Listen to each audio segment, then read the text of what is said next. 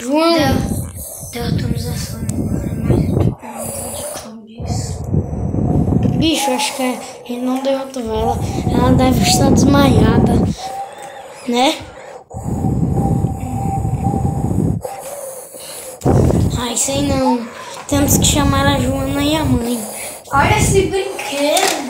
Não é nada original, né? Mas deixa, cara.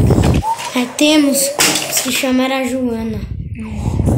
Vê se ela acorda. João, você disse pra me ver a Samara, né? Então bora. Não. Foge! Possível. Foge! Vamos fugir.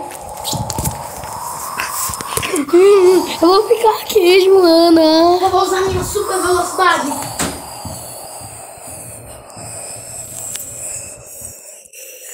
Ai, gente, Samara tá muito difícil de vencer. Fazendo ela voar. Ah, pare com isso!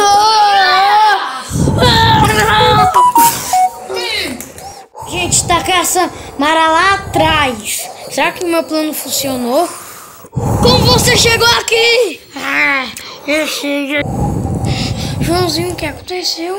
A Samara me atacou. Como assim? Usei toda a minha magia para tentar derrotá-la, só que não deu. E cara, sabe por que ela se transporta?